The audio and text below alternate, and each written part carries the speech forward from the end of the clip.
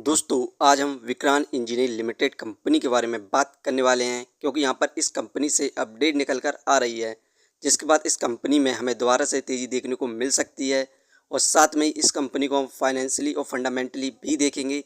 इस समय हम कंपनी में बाय सेल होल्ड क्या कर सकते हैं और कंपनी का नेक्स्ट टारगेट प्राइस कहाँ तक जा सकता है, सभी के ऊपर बात करने वाले हैं। तो आइए वीडियो को स्टार्ट करते हैं। दोस्तों विक्रांत इंजीनियरिंग लिमिटेड कंपनी का शेयर प्राइस अभी 73 रुपये 61 पैसे चल रहा है। आज के दिन इस कंपनी में हमें 1.32% के रिटर्न्स देखने को मिल रहे हैं जो कि पॉजिटिव रिटर्न्स हैं। कंपनी का शेयर प्राइस 73 रुपये पर स्टार्ट हुआ था 9.15 पर, जिसके बाद ज़बरदस्त तेज़ी देखने को मिली और एंड में इस कंपनी के द्वारा हमें 1.32% के रिटर्न्स देखने को मिले जो कि पॉजिटिव रिटर्न्स हैं। वहीं पर एक महीने के द्वारा इस कंपनी के द्वारा हमें 2.68% के रिटर्न्स देखने को मिल रहे हैं।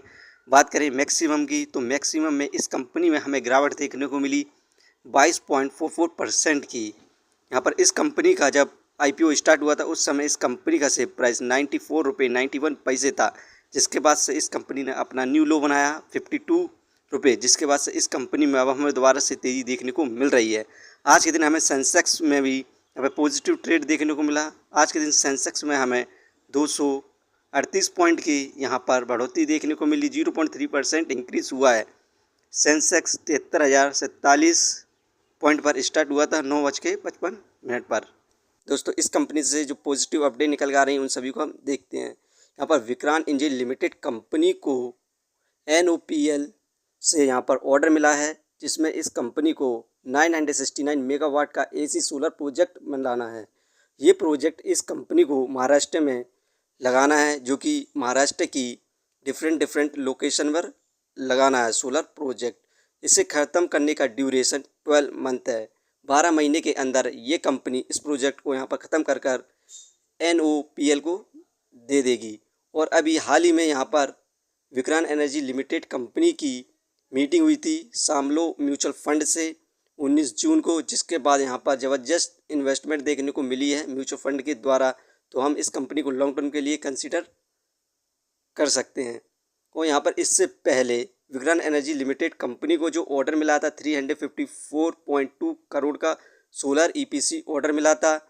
ये ऑर्डर डिले होने के कारण यहाँ पर कैंसिल कर दिया गया था, जिसके बाद हमें इस कंपनी में भी गिरावट देखने को मिल रही थी। लेकिन यहाँ पर कंपनी के द्वारा कहा गया है कि no significant impact on overall business, इससे बिजनेस पर कोई इफेक्ट नहीं पड़ने वाला है। तो हमें इस कंपनी को लॉन्ग टर्म के लिए कंसिडर कर सकते हैं। और यहाँ पर शेयर होल्डिंग पैटर्न्स की बात करें कंपनी के अंदर, दिसंबर में फिल की इन्वेस्टिंग 1.60% थी, म्यूचुअल फंड की इन्वेस्टिंग 1.11% थी, जो कि मार्च में यहाँ पर घटकर फिल की इन्वेस्टिंग मात्र 1.11% बची है और म्यूचुअल फंड की इन्वेस्टिंग 0 हो चुकी है। यही कारण है कि हमें दिसंबर से मार्च के बीच में ज़बरदस्त गिरावट देखने को मिल रही है।